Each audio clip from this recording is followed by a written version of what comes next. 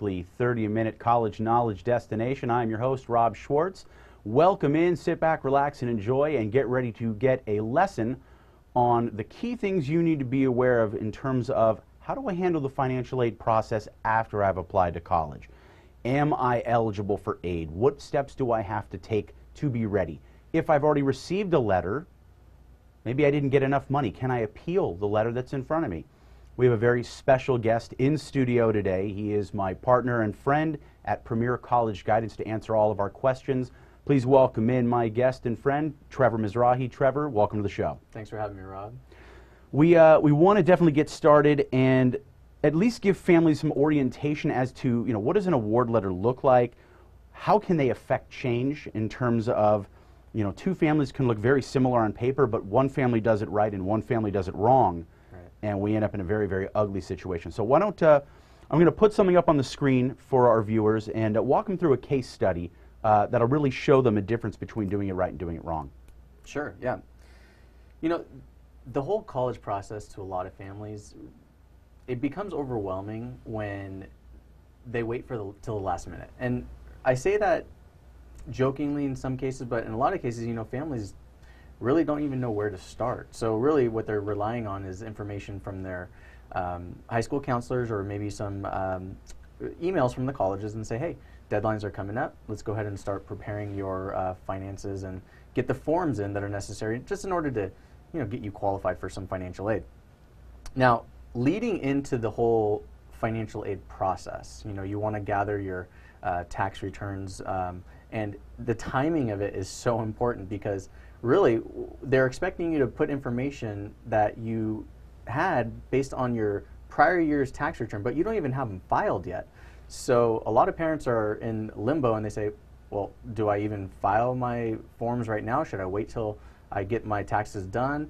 And really, that's one of the bigger mistakes that families make is just thinking that, I need to have my taxes done before I even start this. And a lot of times, grants are on a first come, first served basis. So if you wait without using whatever tax return you have already completed and just put in some projected numbers, you might be one of those families that are at the end of the line and might get a little bit of loans, but not any of the free money that we're really looking for.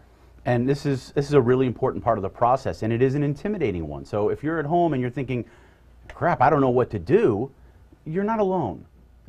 There's an opportunity to reach out and talk to people like Trevor. This is what he does for a living.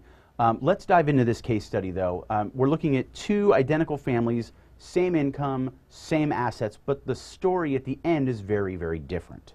Right. So something that every family needs to become familiar with, and it's a term that most parents never get exposed to until really the 11th hour when they are up against a deadline and they have to make a financial decision for college. It's called your expected family contribution. And that term really is derived from how you fill out your financial aid forms. So unfortunately, us as a family, we don't get to determine our expected family contribution. It's actually determined by the Department of Education when you file the FAFSA form. So I could have two families identical in household income, total amount of assets, the number of family members in the home are exactly the same, and they have one student going to college. And depending on how each one of them prepares, one of them could actually end up spending twice as much on college than the one who actually was proactive and maybe planned a little bit ahead. And it's a term that most families don't ever get exposed to, but it's called your base income year, which is essentially the year that colleges are going to use to determine how much financial aid does this family actually qualify for and how much can we actually provide this family. And if you're a senior who's graduating in class of 2015, your base income year was actually 2014. So depending on what a parent does with their finances, junior year of their the student being in high school in junior year really will dictate their overall cost of how much they are going to pay for college. Not just the first year, but most likely for all 4 years. Yeah, families make this mistake of thinking that, well, every single year that you file a financial aid form, whether it be the FAFSA or a CSS profile or an independent form, well, I'm going to file it every single year, so every year is very different. Well, that's true, but only to a certain degree. That Right. base year, as you pointed out, Trevor, is going to have a significant bearing on every other year that follows. Exactly. So, quick example, I heard from a family who called me at the last minute asking if I might be able to help them fill out some of their forms. And I was just asking them their scenario. And basically, he had forecasted ahead. He said he knew that the money that he put aside in his child savings account, so a 529 plan, it's a college savings account, wasn't going to cover all 4 years of college.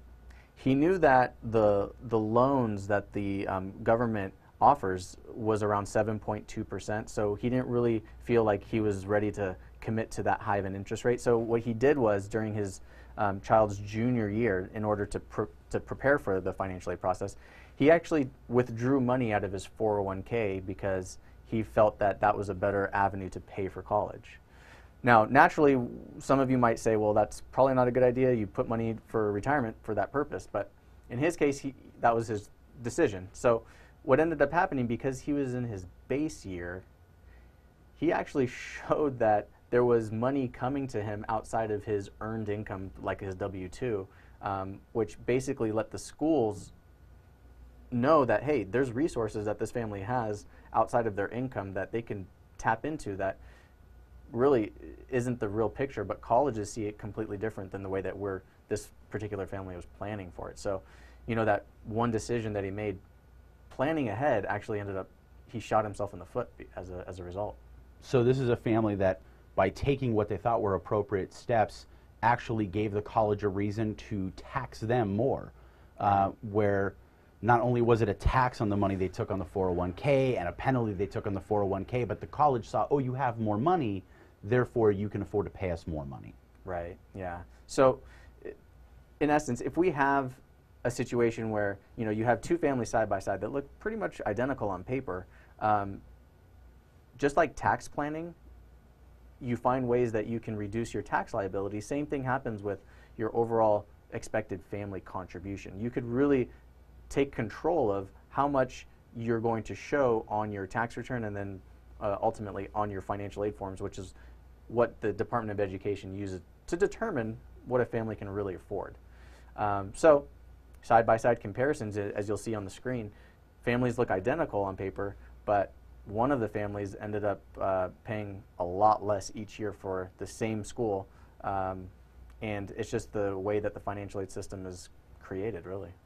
Well, you guys have just been given a small peek behind the curtain, and we're going to peel it back a little bit further in our next segment. So stay tuned on Ready, Set, College. We'll be right back with Trevor Mizrahi from Premier College Guidance.